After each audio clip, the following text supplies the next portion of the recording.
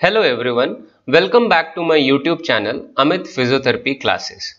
So today I am going to explain you about force velocity relationship. So what is force velocity relationship?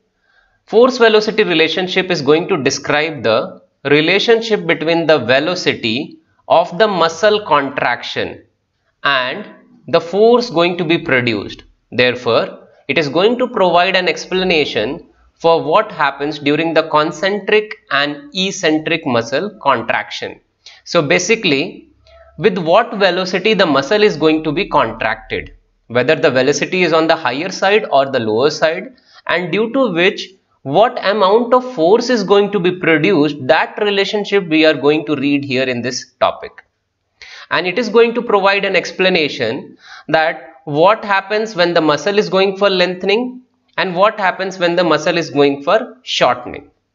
So before going to in detail about force velocity relationship, let us first understand what is concentric and eccentric. So as you can see on the screen, we have the types of muscle contraction. The first one is isometric. The easier way to read this, divide the word into two, that is iso and metric. Iso means, always remember, same. Iso means same and metric means length. So it says that when length is going to remain same, that type of contraction is known as isometric. So same definition, a muscular contraction in which the length of the muscle does not change is known as isometric. What is isotonic? Again you can divide. Iso means same, tonic means tone. When the tone is going to remain same, that type of contraction is known as isotonic contraction. So we can say a muscular contraction in which the length of the muscle is going to change but the tone is going to remain same, that type of contraction is known as isotonic contraction. Third, eccentric contraction. And an isotonic contraction where the muscle is going for lengthening. Now let me tell you, isotonic contraction, as we have seen here, the length is going to vary. The length is going to vary. In isometric, length was same. So when length is going to vary, the length can vary in two ways, by shortening or by lengthening. So isotonic is having two types, eccentric and concentric. So when the length of the muscle is going to increase, that type of contraction is known as eccentric. When length of the muscle is going for shortening, or you can say when the muscle is going for shortening, that type of contraction is known as concentric contraction. Let us understand with the diagram. So here we have three diagrams: concentric, isometric and eccentric. Two diagrams for each types of contraction, one the initial one and one the final one.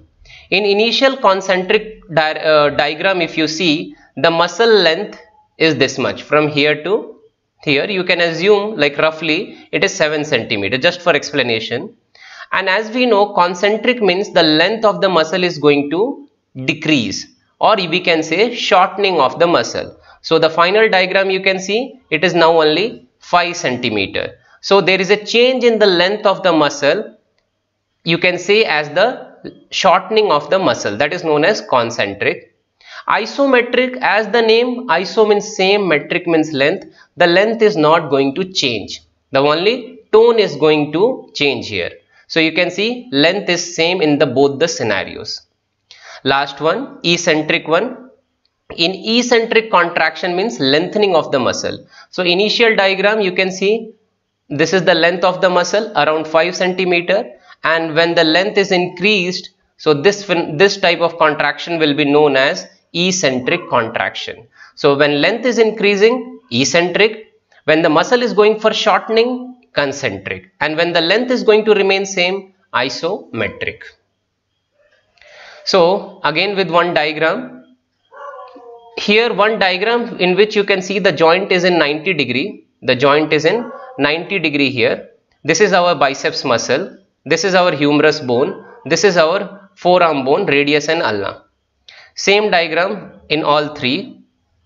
Now first one is going to describe about the shortening of the muscle. If you see here, the person is trying to do the movement by holding a dumbbell, and that is the movement known as flexion. That is known as flexion. So what is happening? Biceps is going to contract, but in shortening mode, because we are bringing the origin and insertion of the muscle close. So that is known as concentric contraction. Now what is eccentric contraction? The origin and insertion of the biceps muscle is going far away. So that means we are doing the eccentric contraction, lengthening of the muscle.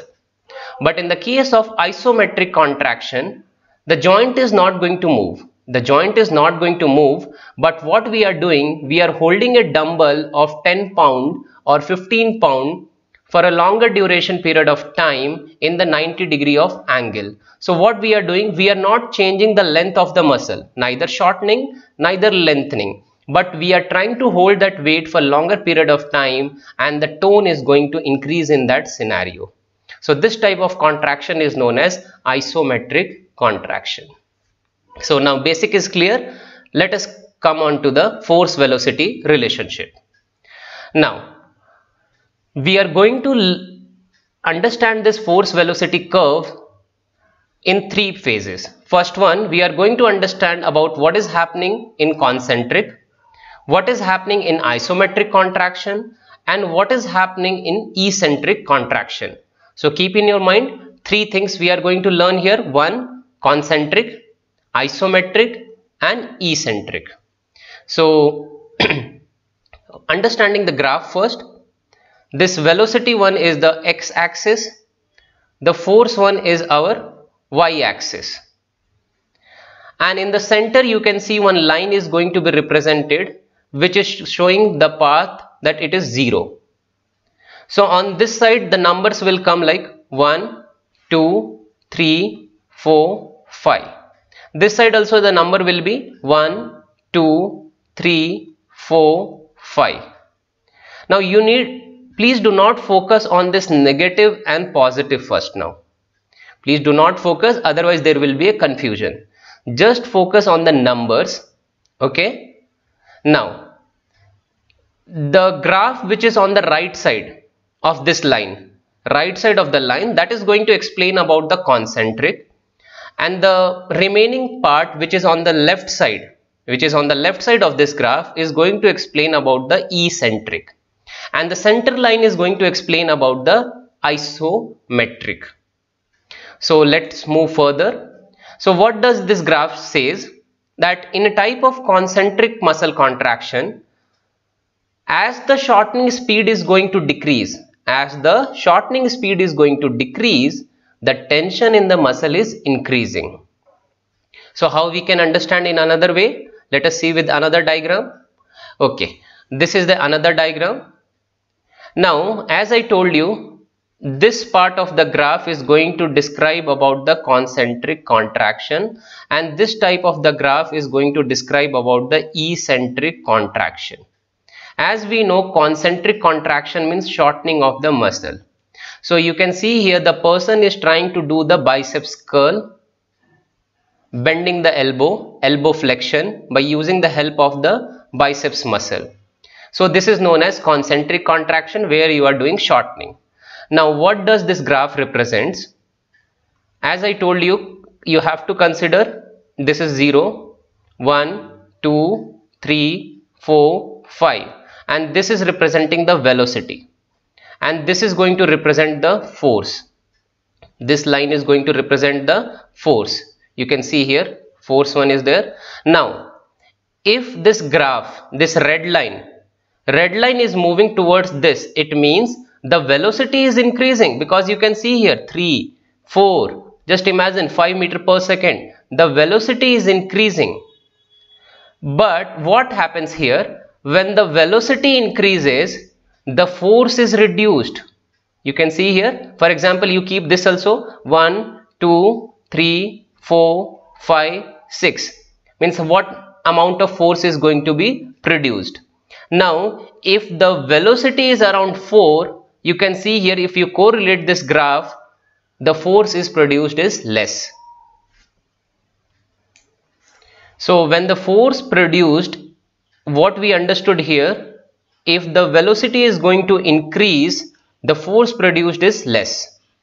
But if the velocity is less, if you see here this one, the velocity is here around 1 only, because as I told you 1, 2, 3, 4, 5, the velocity is 1 meter per second, but you can relate this graph that the force is going to increase. So we can say that the force is inversely proportional to velocity. The force is, we can relate the force is inversely proportional to velocity. If the velocity is going, the velocity of the moving muscle is going to increase, what will happen? The force is decreased. But if the velocity is going to decrease, the force is going to increase. Let us understand through this example. As if you go to the gym and you hold a dumbbell of 5 kg to do biceps curl. Holding a dumbbell of 5 kg and doing a biceps curl, it will make you easier and you will be able to complete that movement very quick to do the biceps curl. But if I ask you to hold a weight of 20 kg, if I ask you to hold a weight of 20 kg and now you are supposed to do a biceps curl, what difference you can see that to lift this 20 kg weight, you need more force. You need more force. But the same time, the velocity is going to decrease because you will be unable to complete that biceps curl very quickly as you did for 5 kg. Because now the weight is 20 kg and to lift a 20 kg weight, we know we need to have more amount of force. The force should be on the higher side. But when we are getting this higher side force, when the velocity is also less. When the velocity is less. So from there you will get the explanation that it is inversely proportional. If velocity is less, force is more. I think you have understood. If here, for example, again this is a 5 kg weight and now I want to lift this 5 kg weight, maybe I will be doing very quickly because the weight is less, the force required is less. So the speed of contraction for this biceps curl for lifting a 5 kg will be on the higher side, but simultaneously the force produced will be less. So this is an example for concentric contraction. Now coming to the isometric contraction. As we all know, the meaning of isometric contraction is what? Length is going to remain same, only the tone is going to change. Now, isometric means we are not going to move the joint. For example, if I ask you to push a wall, without bending your elbow, try to push a wall. Means you are not changing the bone position, you are just applying a contraction force. And even when you are holding a dumbbell at 90 degree, you are not changing the joint position. You are not moving the joint. You are just maintaining that position for a long period of time by holding a dumbbell of 10 to or 15 kg. So in that scenario, the length is not going to change. Means the velocity is zero.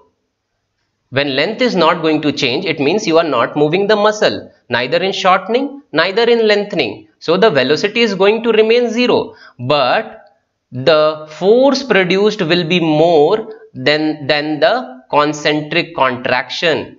The force which we are going to produce here is going to be more than the concentric contraction, but less than the eccentric contraction. So that is our isometric contraction. Now coming towards the eccentric contraction. Now if you see this graph, as already I have told you, this is 0, this side 1, 2, 3, 4, 5. Again 1, 2, 3, 4, 5. Please do not correlate this negative sign. We need to follow the magnitude of the number. See the magnitude. Do not follow the minus, that if it is negative, we are going on the negative direction. No need to follow this. This side of the graph is 1, 2, 3, 4 in plus. We need to see the magnitude. This also 1, 2, 3, 4, 5. No need to focus on the more negative side. Okay. So this side of graph we are done, concentric, and the line is belonging to isometric. Now coming to left side of the graph, which is going to explain about eccentric. Now you can see here the graph is going to rise. How? When the velocity is increasing, see 1 means less velocity, 2 means more velocity, 3 means more velocity. So in this way the velocity is increasing. This x-axis is velocity and y-axis is the force. Now when the velocity is increasing, the force is also increasing. You can see here the velocity is increasing like 3. The force is also increasing. If you keep also 1, 2, 3, 4, 5, 6, the force is also increasing by 6. So we can say that the force is directly proportional to velocity. If force is increasing, the velocity is also going to increase, or in other term, if velocity of the muscle contraction is increasing, the force produced is going to increase. But till certain time, after that this force produced is going to be for a plateau, means neither it will decrease, neither it will increase, and never it is going to decrease. First of all, never it is going to decrease. After a certain period it is going for a plateau. Now how to understand this? If you are again going in a gym, and now eccentric means lengthening of the muscle. So if you come to this part of concentric contraction, the biceps curl has been done. Now you want to do the lengthening of the biceps. It means you need to bring the elbow in extension. So you can see here the person is bringing the elbow in extension. Now holding a dumbbell of 2 kg or 5 kg and then coming back in this extension will take less time, will take more time. Means when you are doing a elbow extension with a 5 kg weight, you will be coming down with elbow extension position in more amount of time. But if you lift a 20 kg dumbbell and then you are coming back to the elbow extension position, you will be coming very quickly down. You will be coming very quickly down because the weight is more, and that is the reason how the force is going to be produced more. So we can say when your velocity is more, the force produced is more. Let us take another example. If someone is standing in front of you and you want to punch that person, you want to give a punch, okay, by using your fist, and we all know how to give a punch. Your shoulder is in abducted and adducted position close to the chest, and your elbow is going to be in completely flex, and to give a punch, what you are supposed to do? You are supposed to do the elbow extension and you have to punch that the person who is standing in front of you. Now if you are going to move your elbow very slowly and give a punch to the person who is standing in front of you, you can see the impact is very less. The force produced that time is very less. So what does it mean? The velocity is also less and the force is also less, because just now we have seen here in eccentric the velocity is directly proportional to force. Now if I want to give an impact by punching that person, if my velocity is going to increase, the force produced also will be increased. I hope you understood. When I want to punch somebody with a greater impact of force, what I am going to do? I am going to increase my velocity of doing elbow extension, and immediately the force produced will be more. So this is known as our force velocity relationship. Coming to the summary. So this force velocity curve is related to the skeletal muscle first of all. So we can say at maximum velocity of shortening, no force is produced. If you are going to increase the velocity of shortening, the force will be less. If the velocity of shortening of muscle, that is in concentric part, is going to decrease, the force that muscle can develop is going to increase. And we know at zero velocity, it is contraction is related to isometric. And last, the force is going to increase dramatically, and then it is going for plateau when the muscle is lengthened actively. So this is all about force velocity relationship. Thank you so much.